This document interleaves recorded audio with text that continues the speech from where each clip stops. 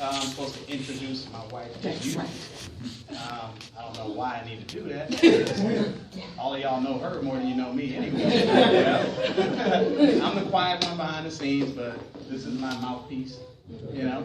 My beautiful wife of 20 years. Amen. Like she said, we have been through a lot, but I mean, I can't think of a marriage out there that hasn't. Maybe just different stuff they've been through, you know. But that's what marriage is. Your ups and your downs. Otherwise, you wouldn't have took the vows, you know, for better, for worse. Come on. You didn't say for better or better. And if it gets worse, bail out. You know? So this is my wife, Kalita Elaine Carter. Hey, there you go. All right, there you go. All right, big brother. I only said that because she always asks me, do you even know my name? Because I just call her baby. Yeah. So That's the best name.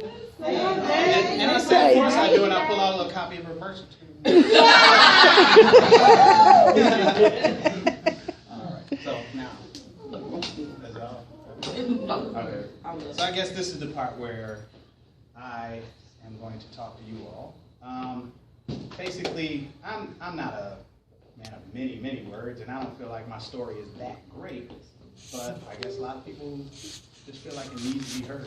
And she just kept pushing and brought it. You gotta tell them your side of the story. You know? Yeah. So I'm not gonna get up here and preach and do things like that. I'm just gonna take you on a little trip through time and bring you up to speed to why we're even here today. All right. I don't have like a big old sermon note or nothing like that. I just got some topics that I want to make sure I address. So I just got some stuff here right there. But basically, my name is Damien Eric Carter. Thank you. Eric. D-E-C-K-E-C, yes, unique, I know. She took after me because I was born first. So basically, the early years for me, I was born right here in Milwaukee, 1970.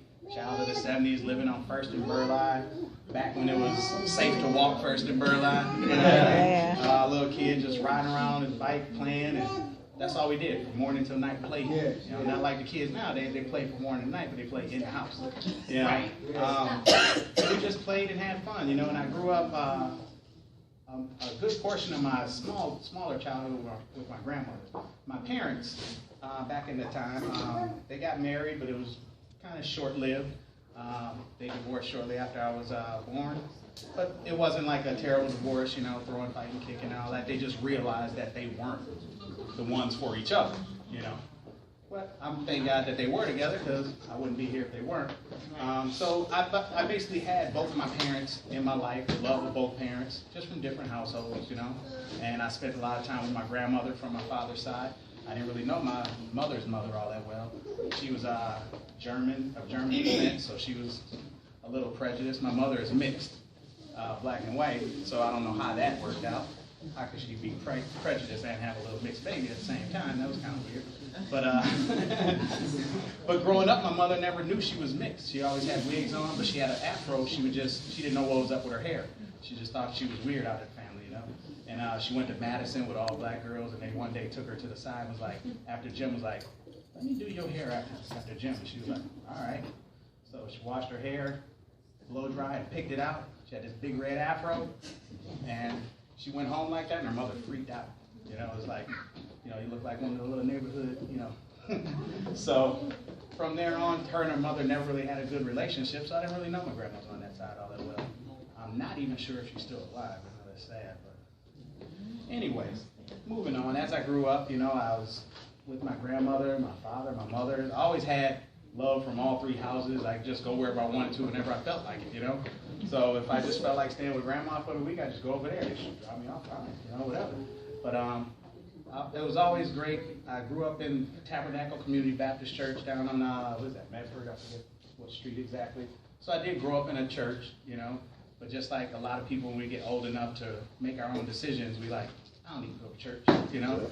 I wanted to hang out in the streets with my friends, you know. And growing up, I had, between my mother and my father, 7 sisters. So I had plenty of sisters. I had one brother that passed right after he was born. So that would have been we'd have been the only boys. So as it stands right now, I'm the only boy. Yeah. But so I knew a lot about women's attitudes and things like that because I had nothing but sisters and all of that around me. I didn't even have an uncle, I had an aunt. So I didn't even have uncles to look back on. My father was my sole source of what it was to be a man. My father and my grandfather. So, and them two were basically the same person, and from what I'm told, I'm the same as them. So we're like 3 peas in a pod, basically. But yeah, and my father, he had, the good down-home morals, just how to treat a woman. You don't put your hands on a woman, you treat your woman with respect.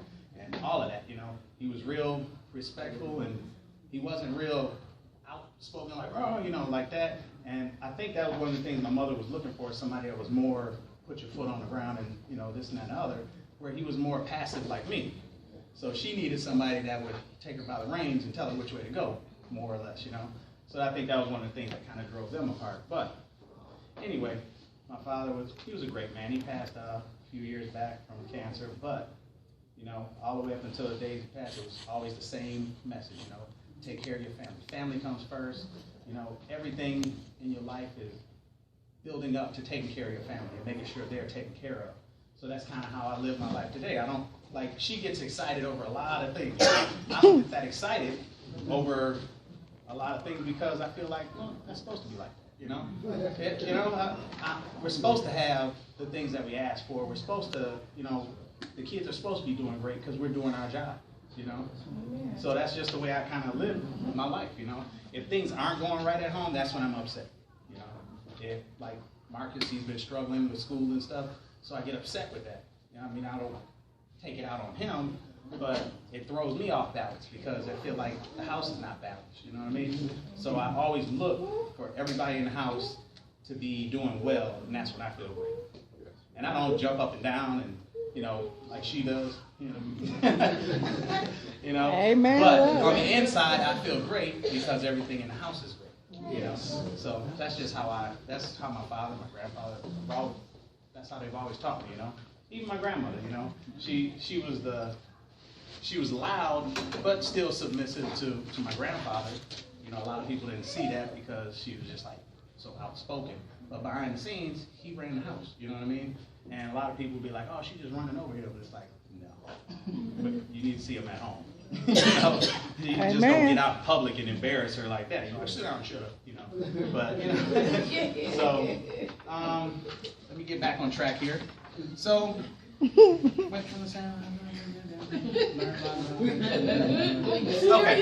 So, we're going to fast forward a little bit, So I go to high school, and basically, like I said, I had all girls around me. All I had was my father, my grandfather, and they weren't much on teaching, how to talk to girls and all that kind of stuff. They were just telling me, just how you treat them, this and that and other. I'm like, what's your pickup line? Hook a brother up with that. None of that stuff, So here I am in high school, I'm pretty much, I went to Tech, 84 to 88, and back then, it was a lot different with the girls. They were fully dressed. Only way you could tell they was fine was from their face. You know what I mean? Everything else was left up to your imagination. You know what I mean? So you just had to, she looked good, I bet. So that's all you had to rely on, So, and I didn't have, I had no game. I'm sorry, I had no game at all. So I was scared to talk to girls, basically, I was scared to talk to girls that I didn't know, I should say. If I got to know a girl, I'd talk to her all the time. Clean it up, clean it up, clean it up. So then I finally met one of my best friends on the planet. His name was Vito. We were walking down the hall, headed to the real. Huh? He's still alive. He said was. Oh, my bad. He still is. We just don't talk as much because we were he's way. Anyway, we're walking. We apparently walked to the same class. Didn't realize it. He's walking down the hallway. He was just real outgoing and loud, cool brother, brown-skinned brother with green eyes, which I thought was fake. I was like, that ain't real. It was real eyes, green eyes. I was like, that's crazy, So he's walking down the hallway singing Bobby Womack, no matter how high I get, just loud as he can, just walking and singing both parts. The man, this dude is crazy, you know what I mean? So I'm just walking around, just laughing. I'm like, this dude is nuts.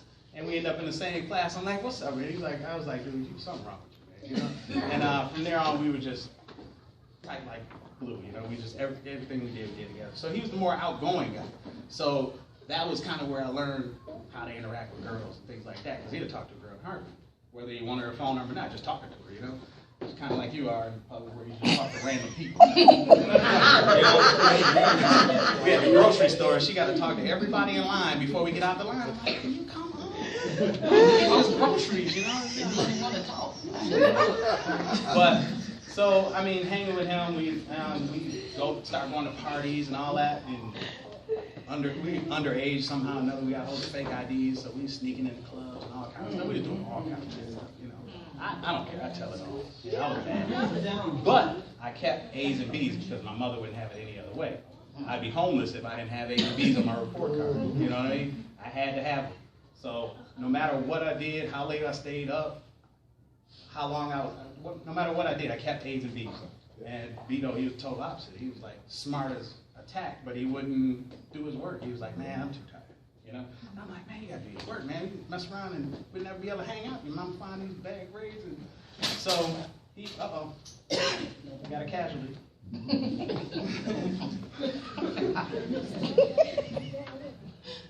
So, but anyway, so that's kind of how I learned to, you know, just, as you say it now, I gave myself a little bit of swag and learned how, you know, talk to the ladies and stuff like that. So it was more or less, he would talk to the girls and I'd be like, all right, there's a group of them. Go start talking to them. That way I can, you know. So anyway, I'm just keeping it real, you know. Everybody likes to present themselves as they always was the Mac and this and that and the other, but I wasn't, you know. So, so anyway, we went through high school, just having tons of fun and hanging out and partying. And as school was about to end, you know, it was like, man, what are we gonna do now? You going to college? And he was like, man, please, I barely made it through high school, man. What you talking? I'm like, well, we got to do something, you know. And then my mother was on me like, look, you're going to go to school, you're going to go to college, or you're going to do something. You ain't just going to sit around here and chew. And I'm like, why not? You know? She's like, no. So me and him was like, well, let's join the Army. They're going to pay for school.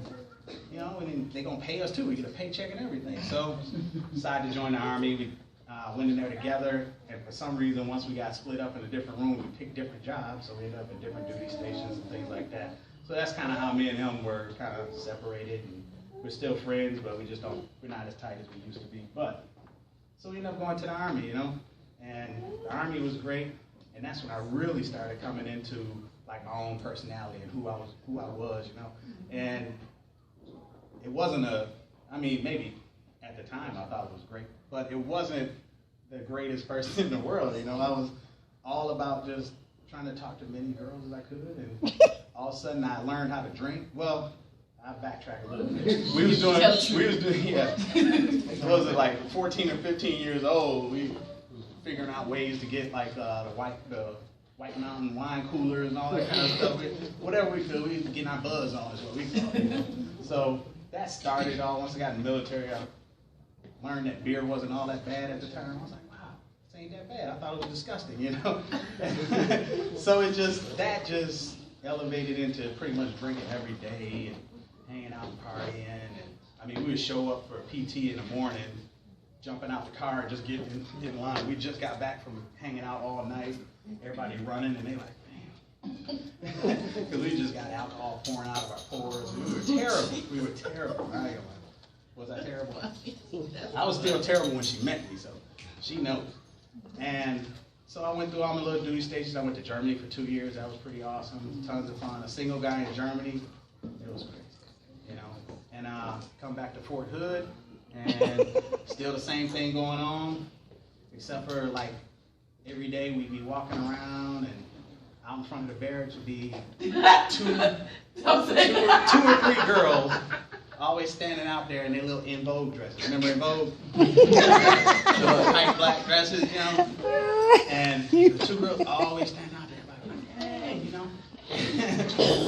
One of them was her. So, and they ended up with a pretty bad bad nickname that they didn't know about till way later on, but we ain't gonna tell y'all that one. But, No. So I tried to talk to her a few times, and she blew me off like, I'm like, all right, whatever. I wasn't sweating it because around that time, like I said, I had developed some games, so it wasn't really no big thing to me. I was like, whatever, And I even had a pretty slick nickname, I thought at the time, It actually came from one of her friends from Georgia. It wasn't her real friend, but he was from Georgia. He was one of my first roommates, and he could not pronounce my last name for nothing. He couldn't say Carthren, I don't know why. So he just said, forget it, man, I'm gonna call you Cat. So that was my nickname all through the military, Cat. So I even, at that time, I had like 3 girls that always hung around with me. I didn't do anything with any of them. They were just like my little partners in crime, We did everything together. And they start calling them my kittens. Yes, tell me. I had the party room. I had 4 speakers in my room. I had my own room. I had the twin beds put together in a king size bed. I had video games. I had the refrigerator packed with all kinds of stuff. People just hung out in my room all day long like if this was the hot spot. You know what I mean? Cat and kittens. All of a sudden, I guess her other counterpart from standing out in front of the barracks in the dresses all day decided that she wanted to get her hooks into me, I guess. And so, what did you tell her? I bet you that you won't get them before I get them. So, who shows up at my door? I'm like, I tried to talk to you, you blew me off. All of a sudden, here you are at my door. So, from there on, we were pretty much inseparable. All of a sudden she started running away, all my little party people. The kittens ran off, huh? The tiger was there. I had stray kittens after that. Hey, get your kittens. They all out in the street all over the place. I'm like, I can't do nothing about it. I can't do nothing about it. My kittens no more. They just running wild. So I had to call the animal shelter to come get them. But, we were just tight, like the party room was kind of no more. Everybody just kind of walked by and looked in, but hey, just kept on going. She's sitting there like, keep on going. I'm like, So we were pretty inseparable after that, did everything together. Everybody's like, oh man, you done fell off. I'm like, whatever. It is what it is. So later on, after that, I think 93 was when I got out of the military. She was supposed to be getting out in 94. 95? Yeah, that's right. Yep. So I got out in 93. I had enough of the military. I really should have stayed in. Now that I look back on all my friends that just retired and got it made. But I mean, it was just too much going on in the world, and I was not the war type. I joined, and literally a couple months later was when all the stuff started jumping off with Desert Storm and all that stuff, and I'm like, whoa, wait a minute. I just came for the college money. I didn't come to So I ducked and dodged being deployed over and over. Even there in Fort Hood, my company actually went over there, and they left a handful of us behind just to, get the barracks and all that tidied up, and then we were supposed to be coming right behind them a couple weeks later. But before we could even get there, another bigger company came in. They sent all our guys back. So I basically had 2 weeks off, just chilling in the barracks with nothing, And she's sitting there shaking her head at me like, you don't do no work. I'm like, nah, I don't. I was proud of it. So anyway, so then we get married a little bit after that because once I got out in 93, I came back here for a little bit. And then I got that phone call, Yeah. She was like, I was pregnant. You was pregnant.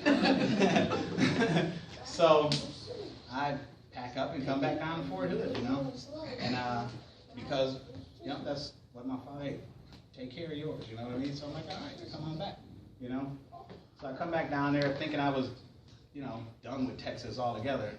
I was hoping that, we would ride it out and you can come up to Wisconsin when you get out of the military. I thought I was done with Texas, But not that Texas is the worst place than here, because they don't have the brutal winters that we have, And so we end up, I'm go back down there, get jobs and stuff like that, just riding our time until she got out and figuring out what we were going to do after that point. So little Kia came along in between that, and maybe a month later we got married. My mother had came down there. She moved down there at that point, right? Yeah, she moved down there. So we went to the courthouse. I woke up one day, I'm like, hey, want to get married? She was like, all right.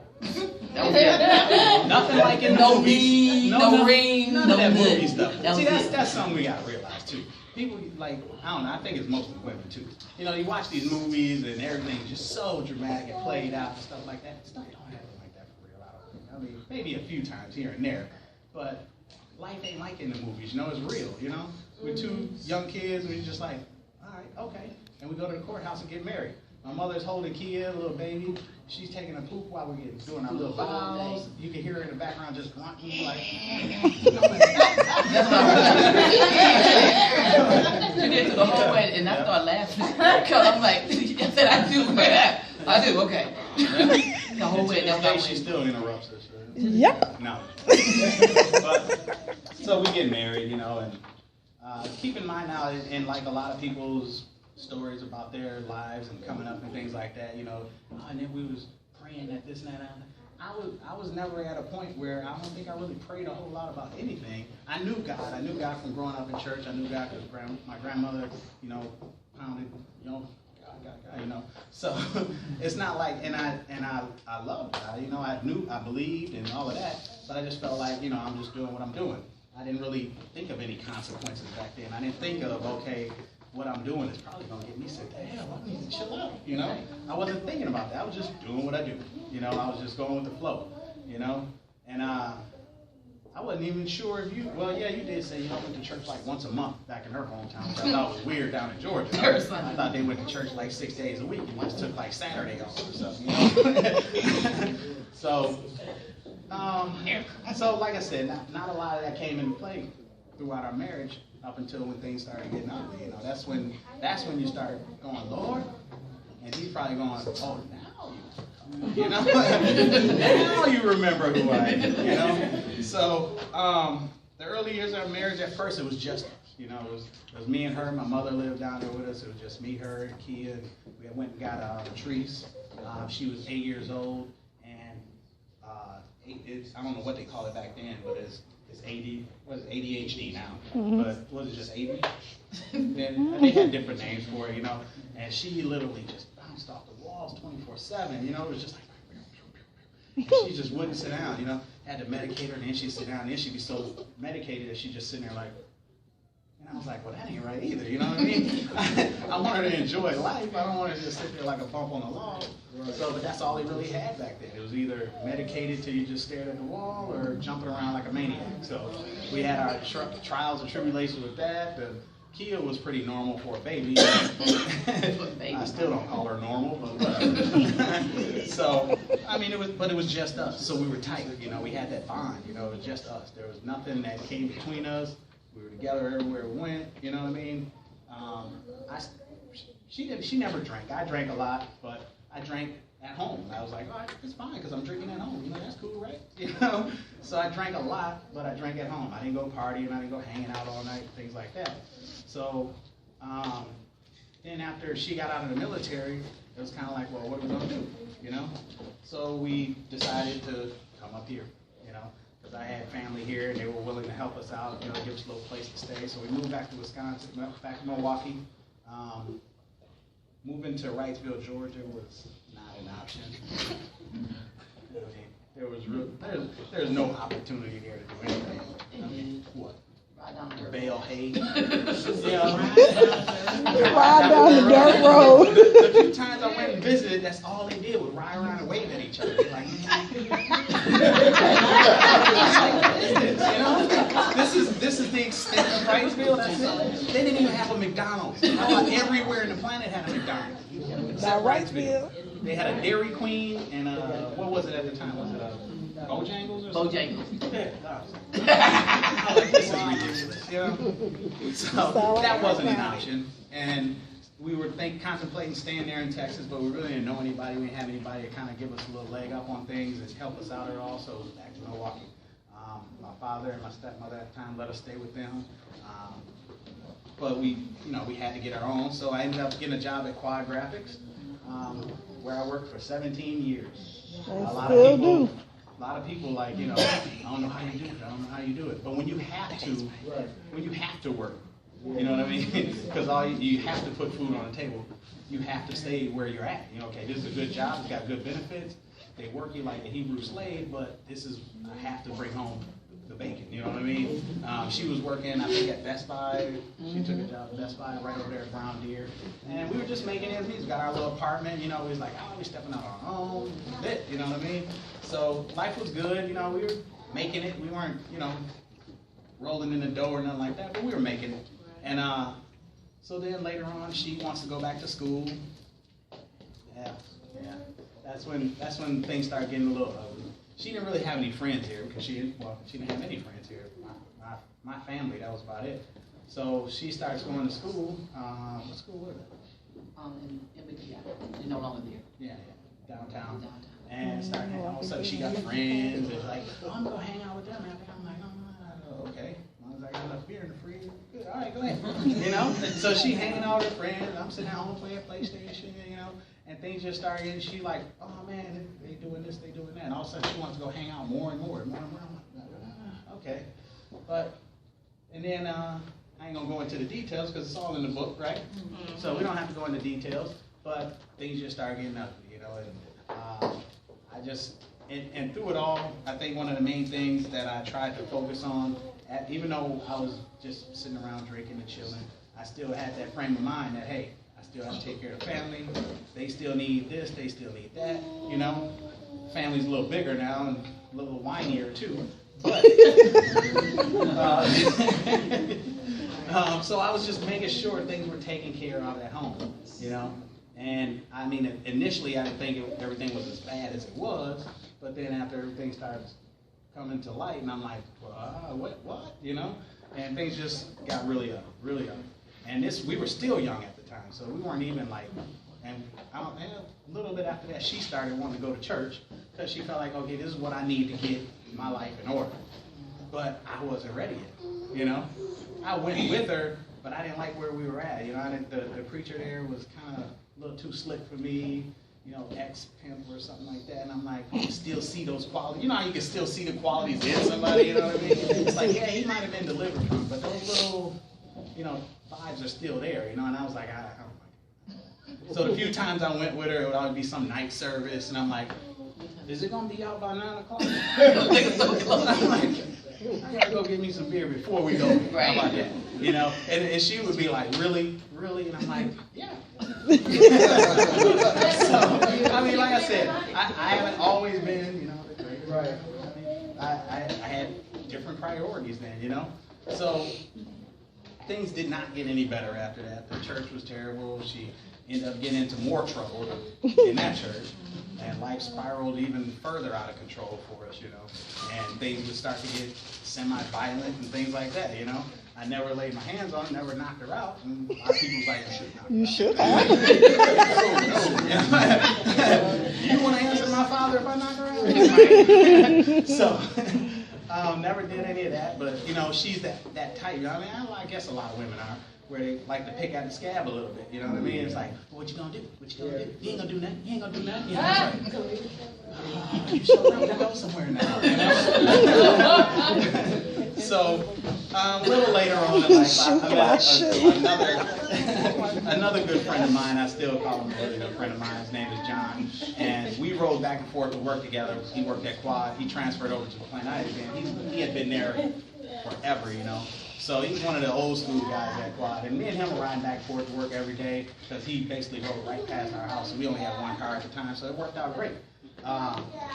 We drank beer all the way home from work. We took our beer to work with us, put it in the fridge. You're like, you got beer for the ride home? Did you get yours? I ain't getting mine.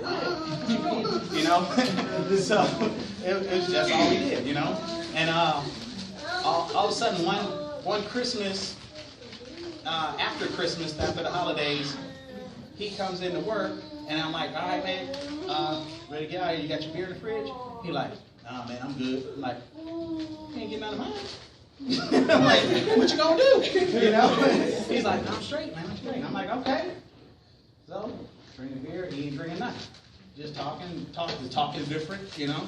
He ain't cursing every other word like we normally do, you know? And I'm like, what's going on with this cat, you know? So I'm like, dude, what's going on with you?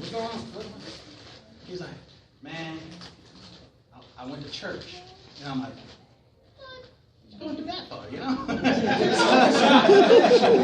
You know, I'm like, what's that going to do, you know? And he's like, man, you see, he's like, dude, I quit drinking. He's like, he kind of told me what led up to it. He had a big bottle of brandy, drank the whole thing. And I didn't realize at the time he was doing more than just drinking. He was doing coke and all kind of stuff. And I was like, dude, really? He's like, yeah, man. He's like, that night I got so messed up. He's like, I probably should be dead. You know, I drank that whole bottle of Detroit. Because I shouldn't even have woke up the next morning. I woke up the next morning and he realized he had spent like all of their money to do pretty much everything for the month.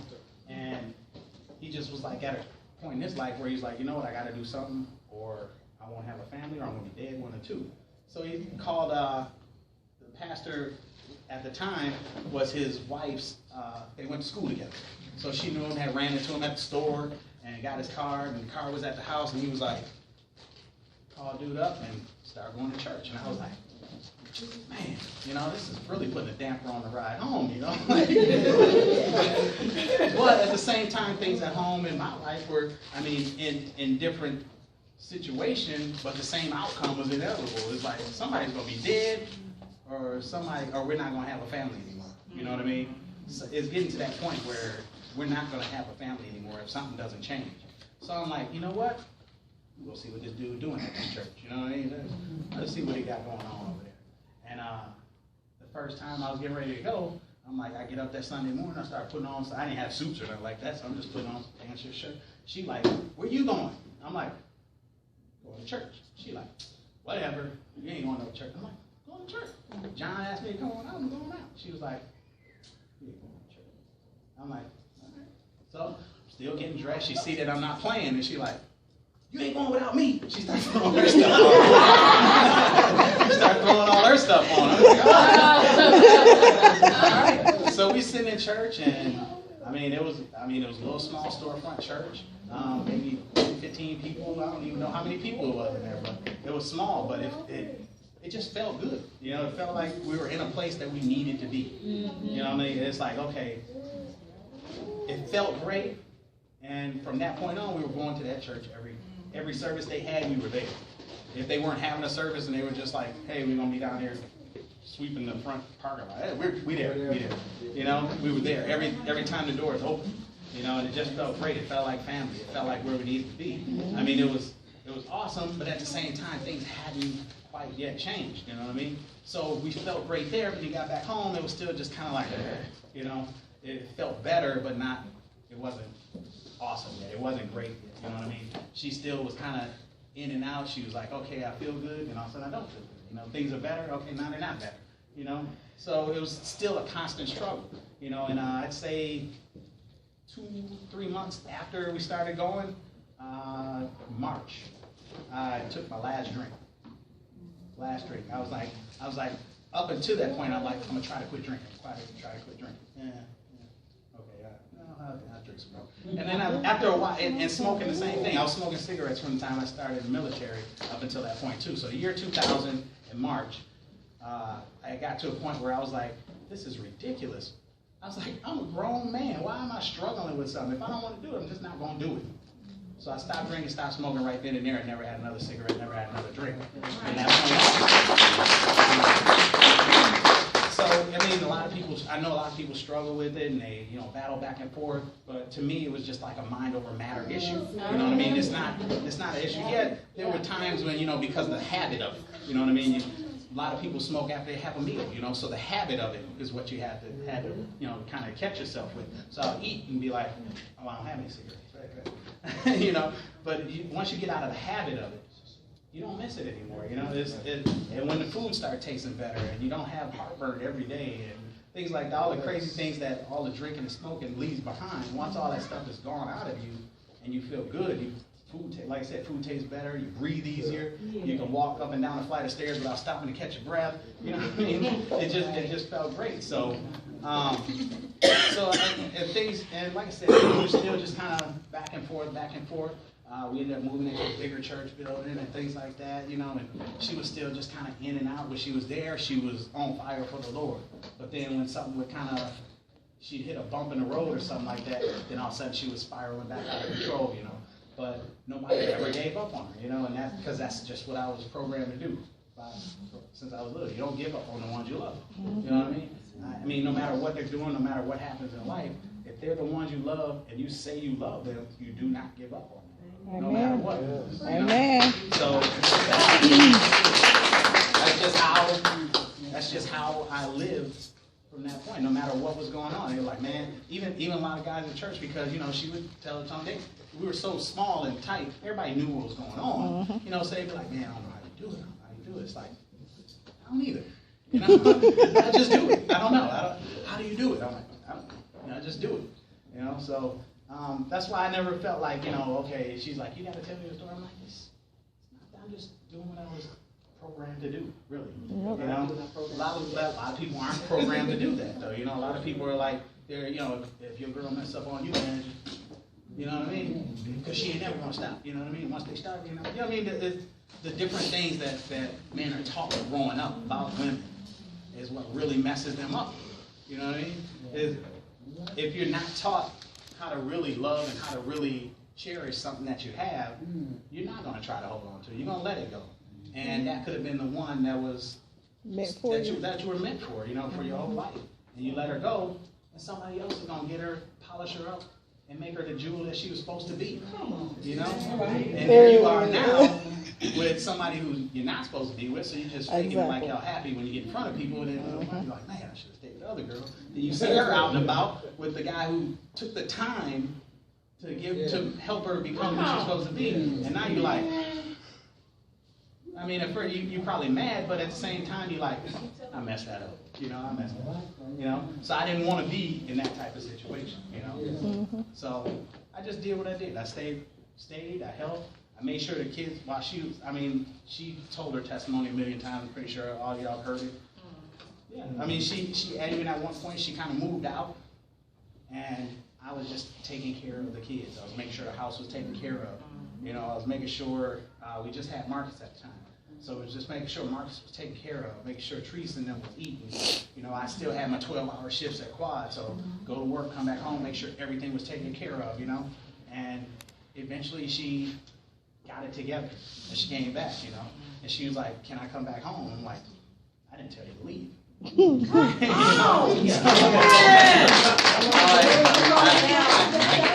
not gonna tell you can't come back because I never closed the door on you after you left. You were welcome to come back anytime you want. And it was, I mean, don't get me wrong. I mean, I'm a man. I'm still human.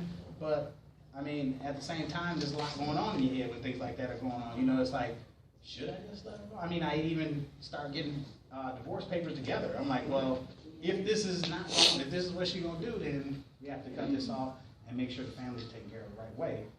And so I was like, well, this is probably what we need to do then. That's when it kind of shook reality back into her. She's like, whoa, wait a minute. You're talking divorce now. You never talked that before. It's usually her, every little bump in the road. I want divorce. Everything that happened, she wanted a divorce, She didn't mean it, but she just, that was her way I call out. it that with women do. No, that's just what she did. That's what she did. You don't have to agree with me. That's what she did. Wait till you look, and then you be like. But and so we just kept it together. She came back. She really got saved and delivered, and set free from that thing. And that's when life started getting better. I mean, it's still an uphill battle no matter what, because life is life, and you're going to have bumps in the road. You're going to have issues that come up. Yeah. It's just all a matter of knowing God and knowing that He'll be there in your situation no matter what you're going through. So, I think I covered that right there. Turn page. So, just a couple of little takeaways that I got from that. But he can come up. I'm sorry, he's so spoiled. You think he got a did. child, but he ain't. Yes, he is. You heard me. He yours. Get your baby, Granny. But so I mean that's our life in a nutshell. And a lot of people, and that, like I think she titled this, "His Life Saved Mine." I think we saved each other. I mean, yeah. I mean, without each other, we wouldn't be where we are right now. I mean, it's not one person or the other being better or bigger or greater or anything. It's just being who we are and just keeping everything together. I mean, I can't say it was through the power of God that all of this happened.